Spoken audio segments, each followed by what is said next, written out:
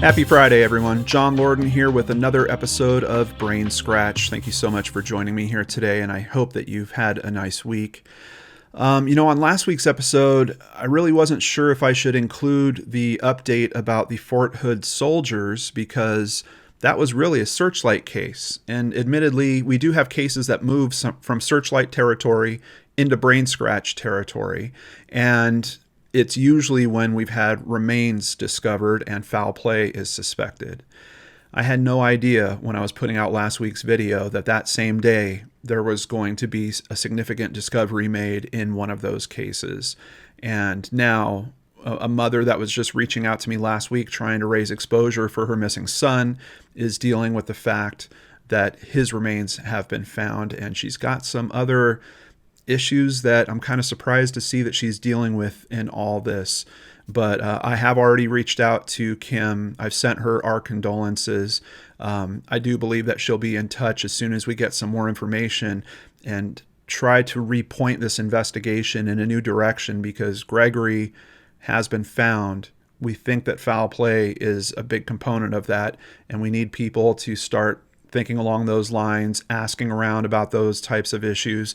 And if you're the person that has the information that they need to put this case together, of course, as always, we have the contact information you need in the description box below.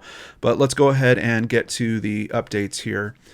From the New York Post, June 22nd, 2020, foul play suspected in death of Fort Hood soldier after remains found in Texas.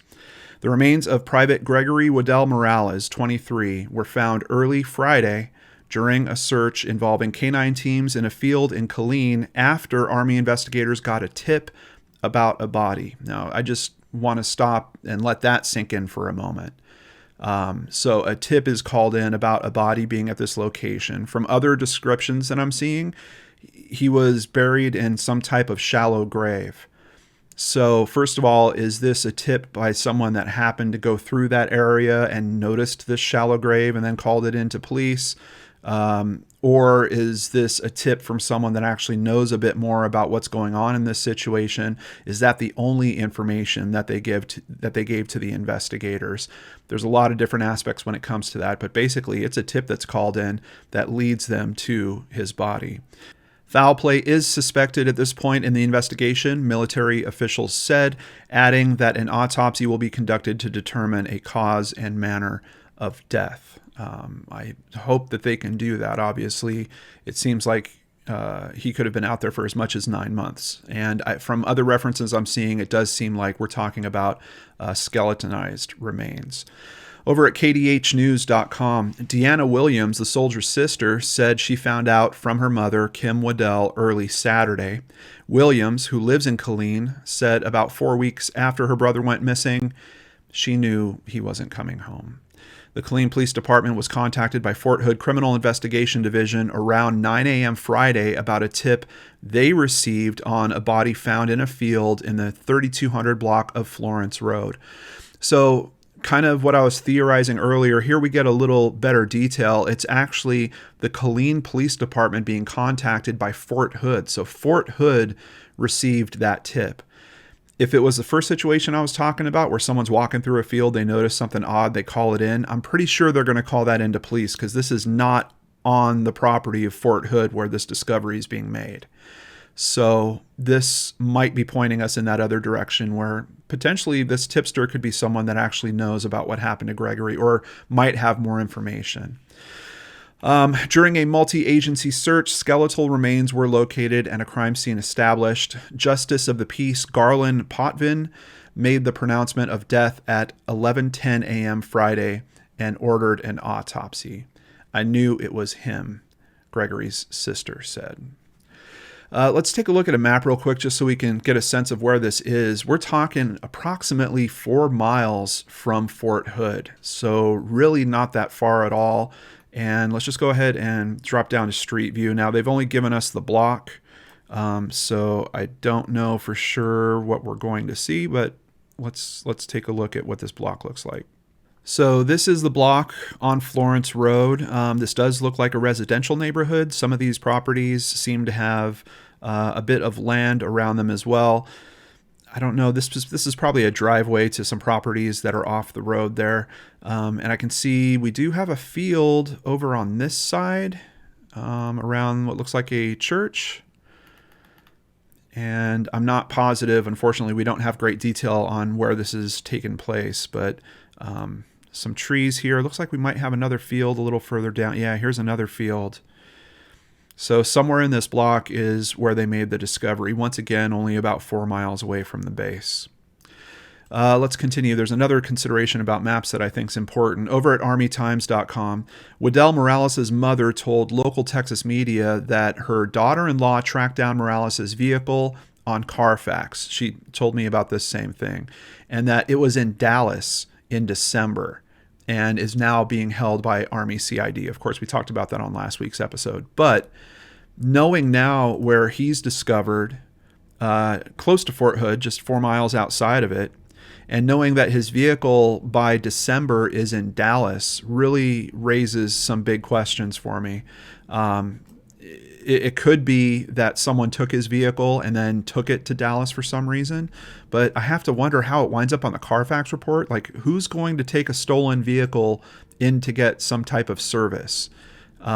So really big questions around that. And of course, with the remains, we don't have a good estimated time of death right now. We don't know how long Gregory's remains have been out there. That's actually raising a bit of a completely different issue we're going to touch on by the end of this episode as well.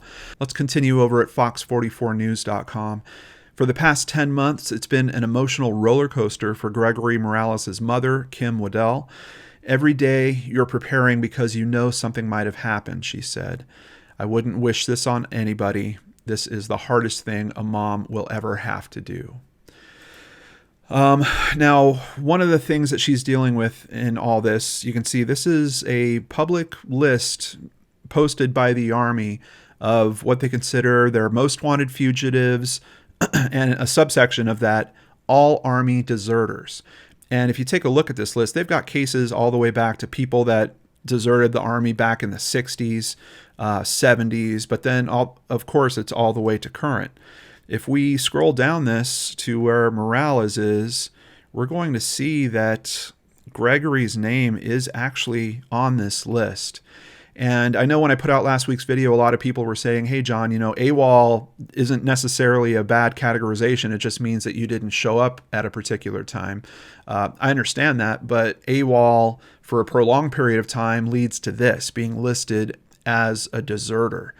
And there's some side effects to that as well. Of course, there's the obvious one where you have a mother that is looking at this case with her son and saying, hey, look, my son didn't go AWOL. My son isn't a deserter. We know she's trying to run a petition to kind of change how these things are handled in the military.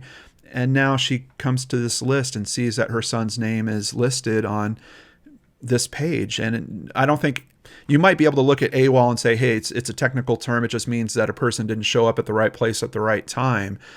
Deserter has a bit of a different connotation to it, and it does also have some repercussions in terms of benefits afforded to the family. Now, what happens when you wind up with that deserter status?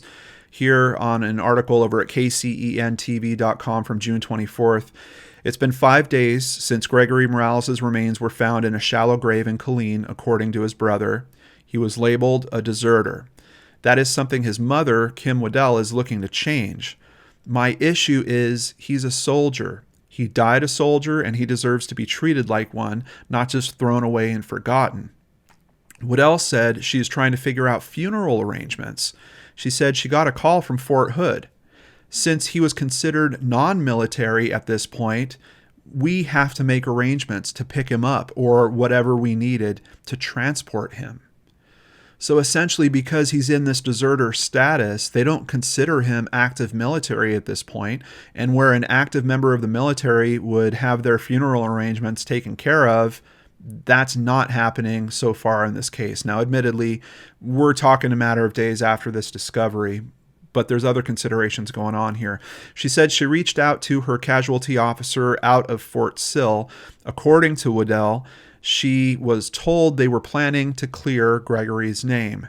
Then she got a call back that clarified that until the autopsy results came back showing Gregory had been dead for 10 months, they were going to put his date of death as last Friday. So basically, he is still deserter status, she said. This is really terrible to think about. I mean, you've got a mother that's already facing this. You've got a whole family that's already facing the loss of a loved one like this.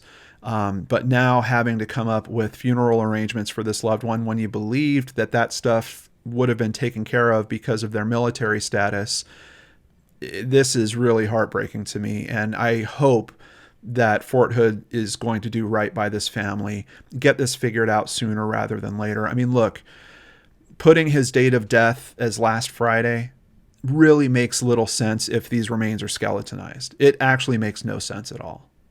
So I think what they should have probably done was told her, hey, look, there's a pending investigation on this. We understand that he's been out there for a while. We need to get that kind of worked out. But in the meantime, here's how we're going to take care of things, or something along those lines, something with a little humanity around this. This aspect of it is just really tugging at my heartstrings. I'm sure it does for you guys too. Admittedly, we don't know. Could he have been a deserter and left and then something happened to him? Yes. And in that instance, it appears that according to their policies, he wouldn't be eligible for his burial to be handled by the Army. Do we think that that's really what happened, especially when the investigation itself is saying that they suspect foul play? Probably not.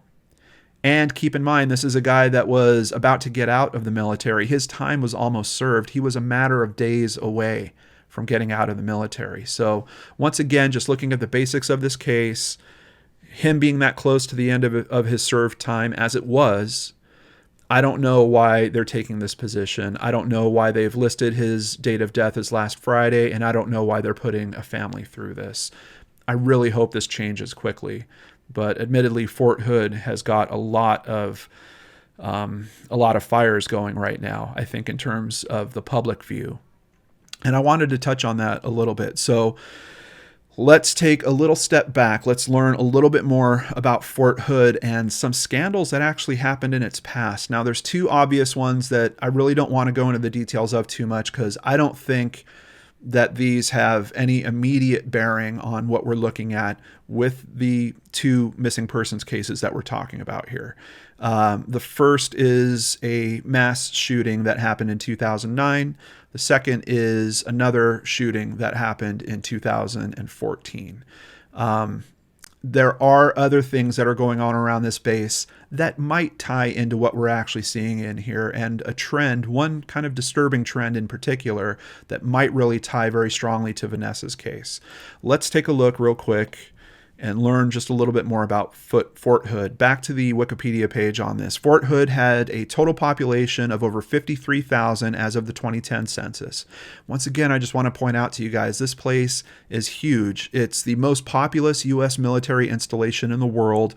It's also one of the largest military bases in the world by area. And it's really 53,000 people. That's the size of a city. So once again, when you have a concentration like that, we're people. Are there going to be criminals that are part of that element? Yes. Are there going to be criminal acts that happen as part of that element? I absolutely believe so, despite the fact that you would like to think everyone that's living on the base is military. First thing we're going to find out is that might not actually be the case. But let's stop at the Fort Hood page real quick. I just want to see kind of what's the best description of Fort Hood that we could find, and this is directly from their own site. Welcome to Fort Hood. Like the state of Texas, Fort Hood is big and boasts of being the largest active duty armored post in the United States Armed Forces. Fort Hood is nicknamed the Great Place because of the quality of life the post and area offers soldiers and their families. These qualities are important especially with home basing initiatives, frequent deployments, and family stability and support. Soldiers assigned to Fort Hood can expect to have one of the highest quality of life standards in the Army, new housing, quality medical care, thriving communities, recreation, and schools combined to ensure that Fort Hood is the great place. It covers a total of 340 square miles and supports multiple units. So, to my earlier point, if this is all military that's living there, I think your level of crime would likely be a little bit lower than, let's say, your typical city, where you've got quite a bit of different mixtures of people and types of people that are living together. But I found this article, and I don't know if this is still accurate, but this is only from 2016. Fort Hood will allow anyone to live in base housing. Rent starts at $995 a month. The schools are good. The neighborhood is safe. And after all, it's on one of the largest U.S. military installations in the world. Dealing with a low occupancy rate as the Army shrinks after the peak of wars in Afghanistan and Iraq, Fort Hood has, for the first time, opened rental units on the post to people unaffiliated with the military. So basically, this article goes on to talk about the fact that the Army shrank after the peak of wars that we had in Afghanistan and Iraq. And then Fort Hood decided for the first time that they were going to open rental units to civilians. Now, they've got a director of public works, Brian Dosa, making a statement here. He's saying that it seems like he's getting some mixed reactions about this, but that having civilians there, the numbers are actually pretty small. They don't think it's having a major impact. The civilians are allowed to keep guns in their homes. Now, if you are a family living on base, you can also have a gun in your home. If you're a single soldier living in barracks, you do not have the ability to keep a gun with you. So that raises some interesting questions, because now you've got people that are not military necessarily that could be bringing weapons into a military base. Just, it doesn't sound like the best policy to me. But a spokesman comments here that they're doing 2 levels of background checks, and they're registering firearms that are brought on post with Fort Hood authorities. It still seems a little bizarre to me. And there's another person that's commenting here in the article. His name is Shane Rohr. He was in the Army. He lived on Fort Hood. He said that the non-military residents shouldn't be allowed to keep guns in their homes and should instead have to store them with the post, as the single soldiers in the barracks do. He added that it is a bad idea to throw civilians into the military culture. Part of being on post is that if you have a complaint about your neighbor, you can bring it through the chain of command, Rohr said. They have no incentive to live by the standards of the military. I think that last comment makes a lot of sense. And quite honestly, I'm kind of surprised that they would allow civilians to come living on base. But admittedly, the 2 mass shootings that I mentioned both happened with people that were active on duty with the base. So I don't know that it raises a risk of anything like that in particular. But in terms of criminal element, does it? Especially if there might be a market for some type of criminal activity there. And let's keep that in mind as we kind of roll into these next stories from businessinsider.com from back in 2000. This actually happened in 2014 to 2015. A U.S. Army sergeant in an anti-sexual assault program pimped female soldiers at Fort Hood. Unbelievable. And here is a picture of Sergeant First Class Gregory McQueen. He was part of the U.S. Army's Sexual Harassment and Assault Response Prevention SHARP unit at Fort Hood. At the same time, he was trying to get a prostitution ring off the ground. He reportedly planned sex parties for high-ranking officers and recruited subordinate female soldiers to the fledgling prostitution ring. He pleaded guilty to 15 of 21 charges against him and has been sentenced to 2 years in prison. A prostitution ring being run on base. Really unbelievable. And that's one of the things I want to thank you commenters for kind of pointing me in the direction of. Then, in terms of how safe those background checks are, here's an interesting story directly related to Gregory McQueen. A former Army officer convicted for running a prostitution ring was allowed to care for abused and neglected children after the Army failed to report his conviction to the FBI, it has emerged.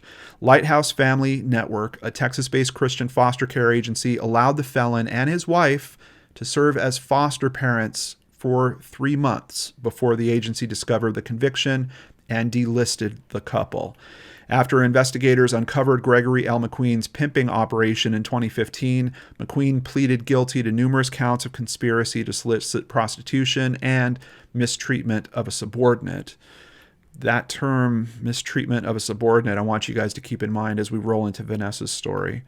As part of his plea deal, he was stripped of his retirement benefits, received a dishonorable discharge, and was demoted to private and sentenced to 2 years behind bars. That conviction should have prevented him from entering the foster care program for 20 years. But the Army failed to enter his criminal record correctly into the FBI database that is used for background checks.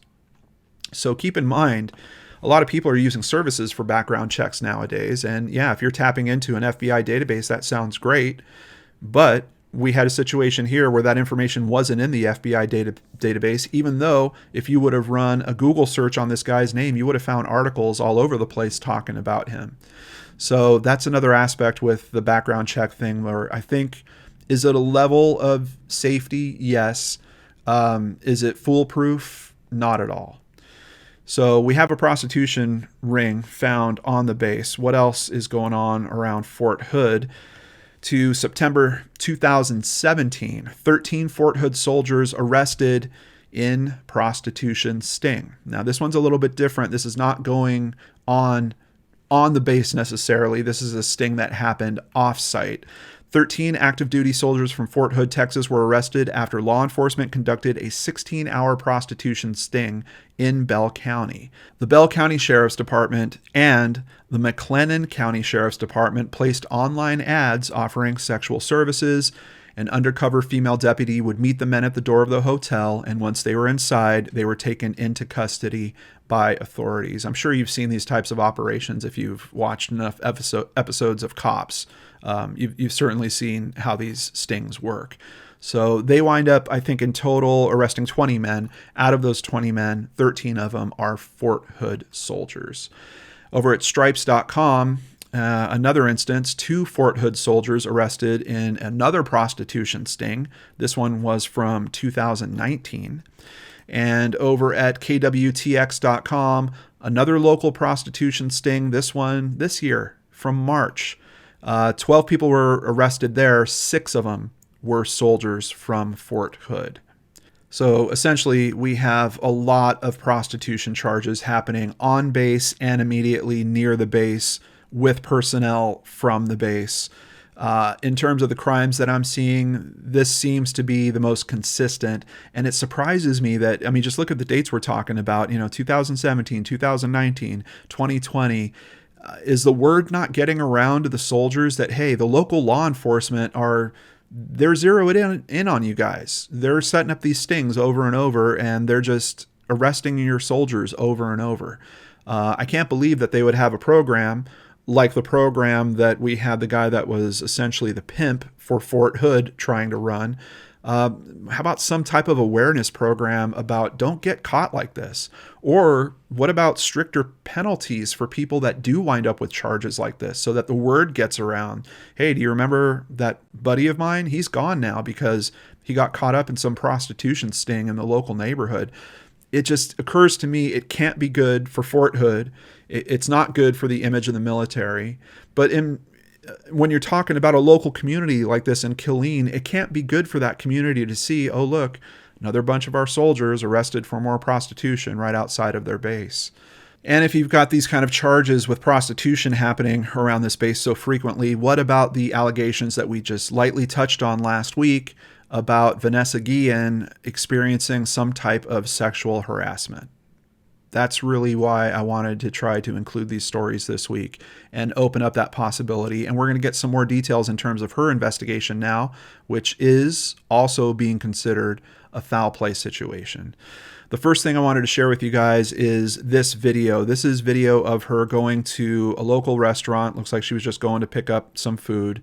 2 p.m. on April 15th, 2020. So this is about a week before she went missing.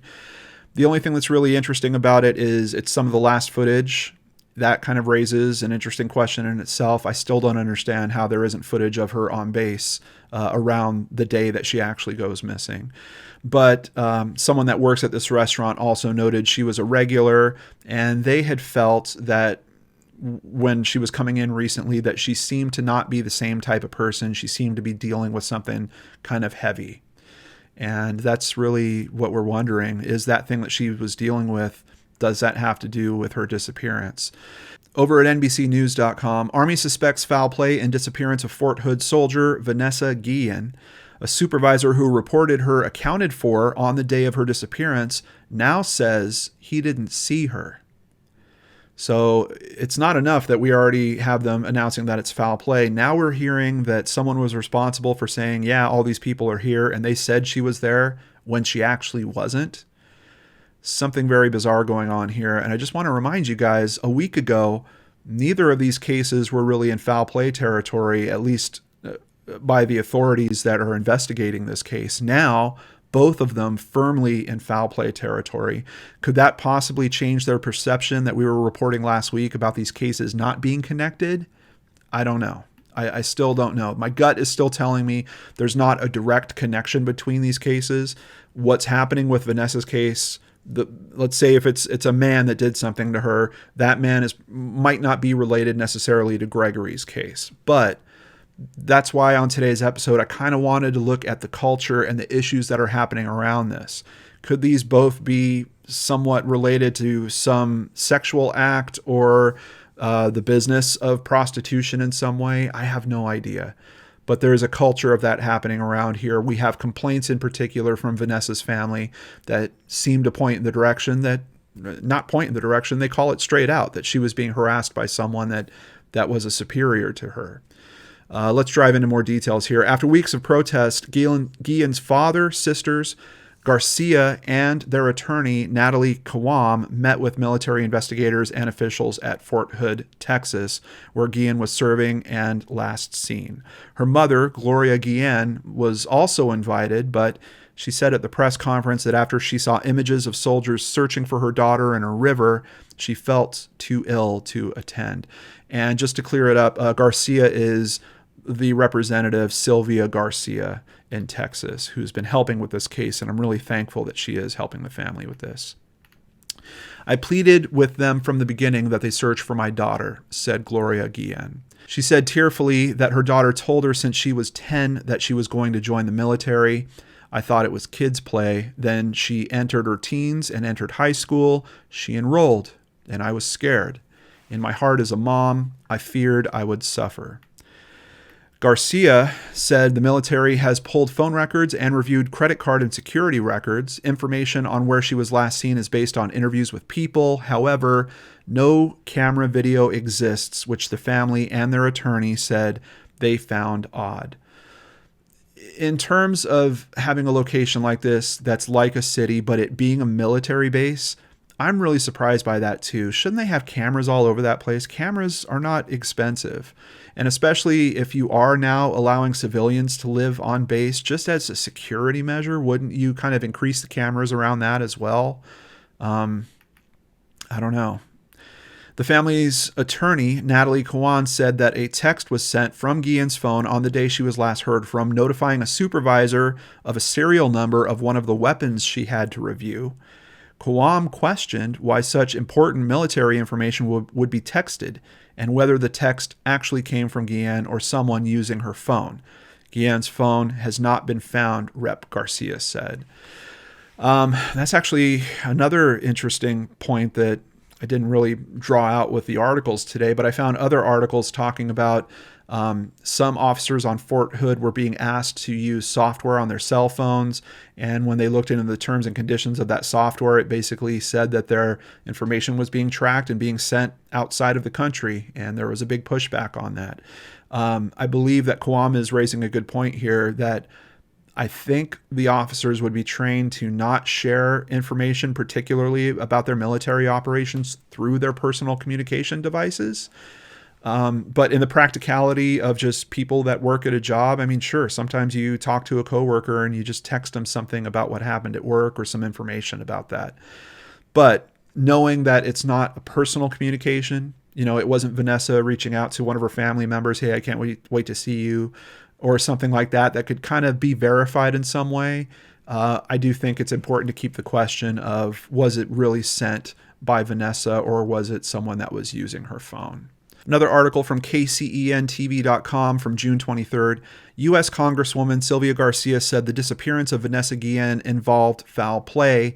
That was the word she and Guillen's family received after meeting with Fort Hood leaders and the Army Criminal Investigation Division.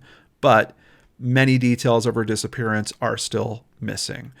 Garcia said Fort Hood officials could only tell them the last time Guillen was seen was 11:30 on April 22nd.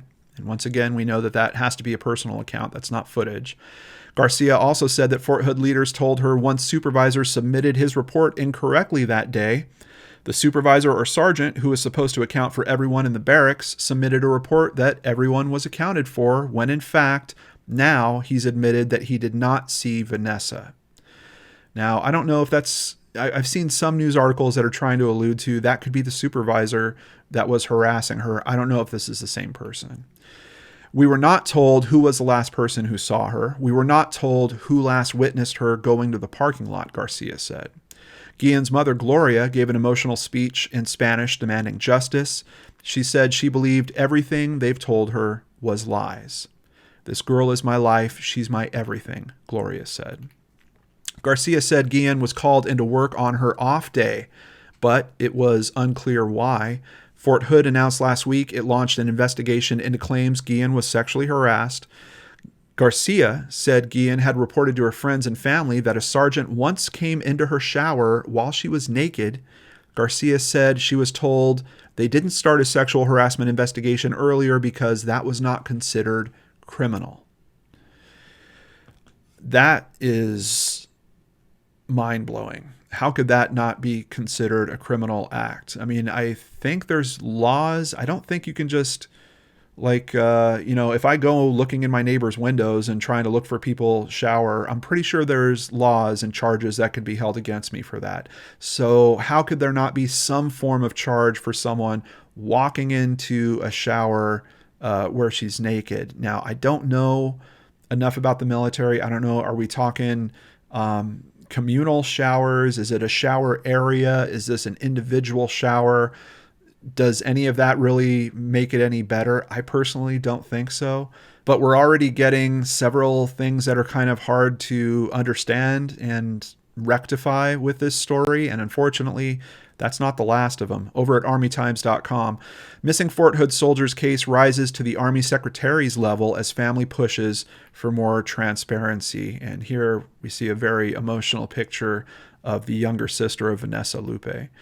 The announcement came as Natalie Kwan, the family's attorney, said she wanted to see Guillen's cell phone records that Army CID agents subpoenaed from Sprint. Army officials told her she has to file a Freedom of Information Act request for copies of those documents. The latest in a series of roadblocks the family has hit while seeking answers, she said.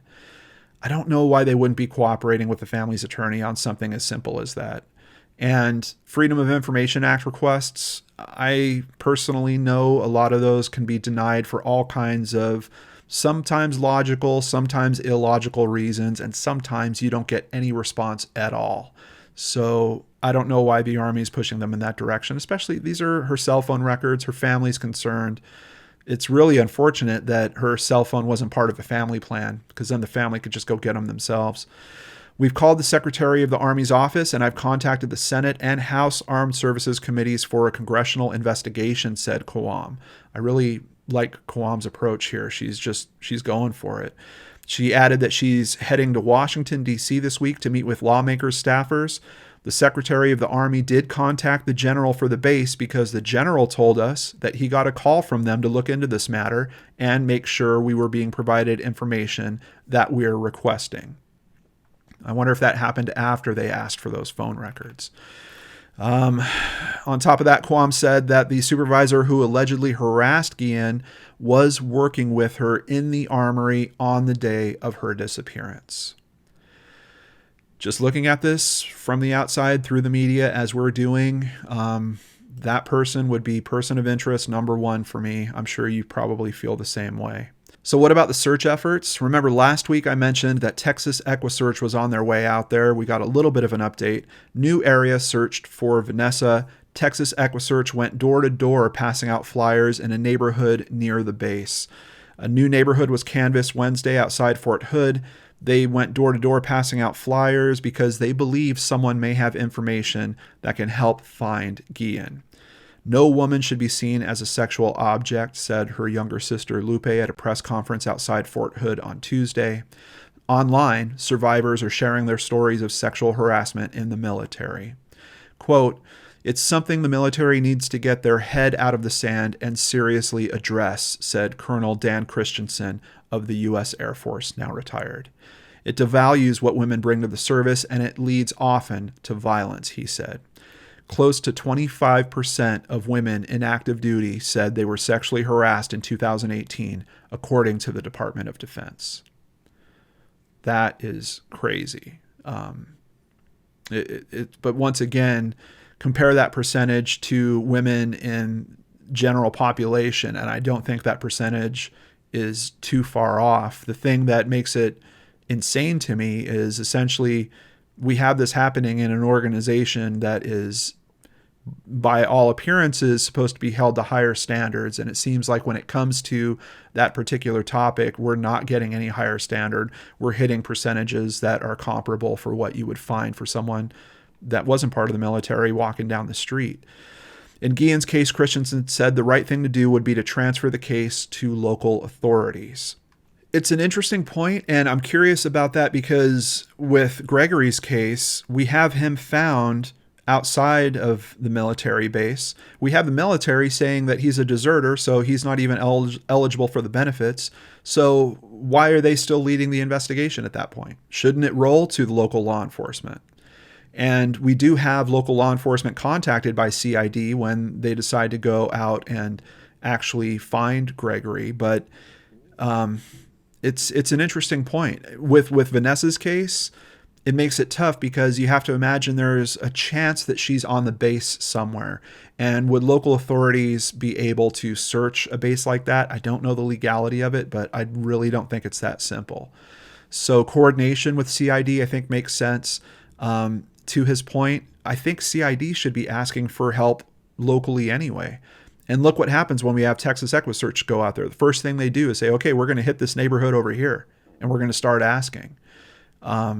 It's a really interesting point, and I'm glad that he's commenting on this in this way. The Army has demonstrated from the beginning it didn't take this seriously, and they just aren't getting results, he said. Now, the Army has a little bit of a different response. This is from the FortHoodSentinel.com, so let's just be clear about the source. This was posted just a matter of hours ago before I started recording today.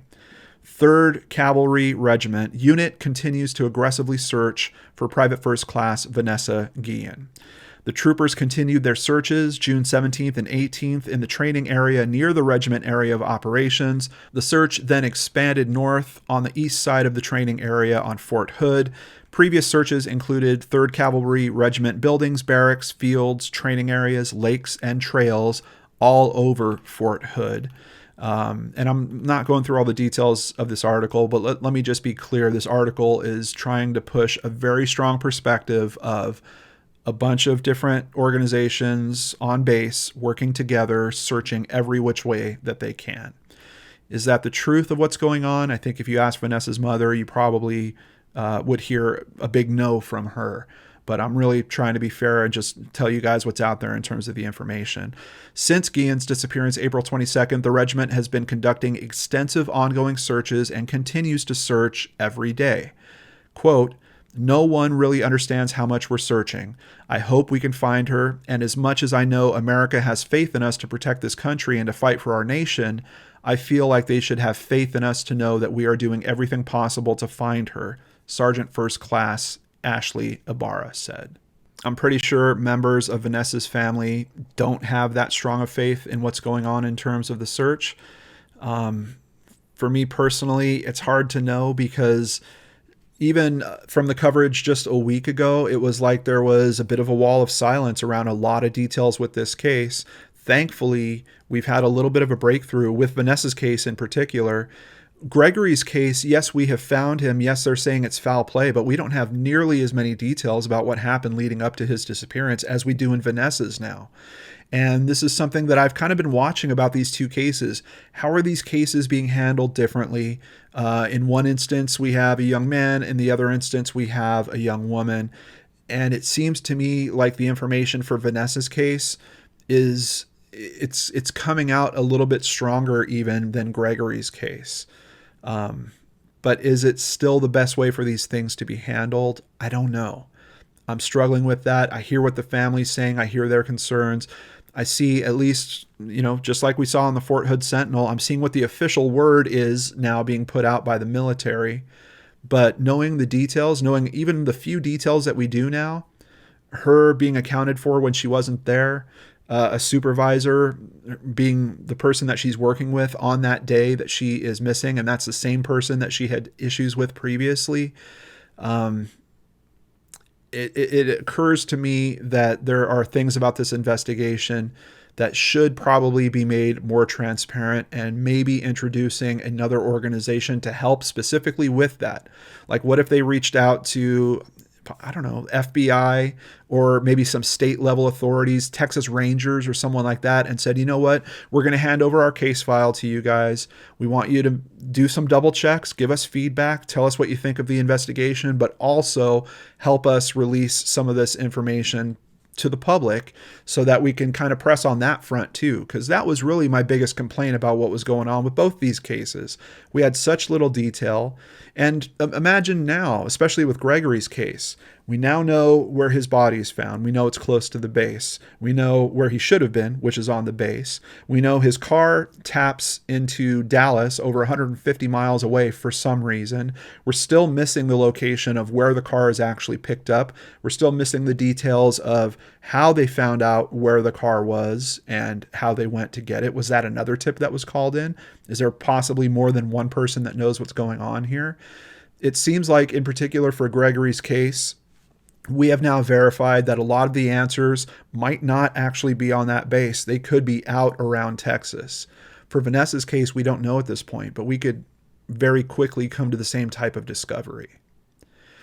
I'm really curious to know your guys' thoughts. Please let me know in the comments below what you think of these investigations, what you think of all this new information. And of course, if you have any words for Kim, please let me know in the comments. I know that I'll be in contact with her again, and the door is open for any members of Gregory's family or Vanessa's family. If there's anything I can do to help you guys, please reach out to me. You can email me at john@lordenarts.com.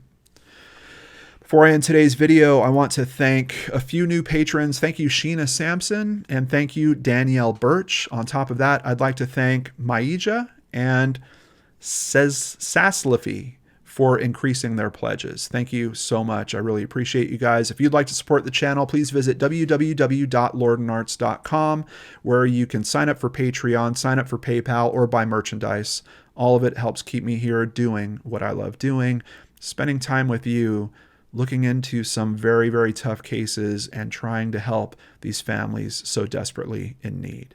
One last reminder for any fans of True Crime Game Time, we have a new game, Yellow Tape True Crime Game Time, and that is going to happen on Tuesday night, June 30th. That will be at 8 Eastern, 7 Central. That should be 5 Pacific live. And of course, if you missed the live, you can always watch the replay, but we really want you there live. We're raising money this time for the Innocence Project. So we've got a great charity.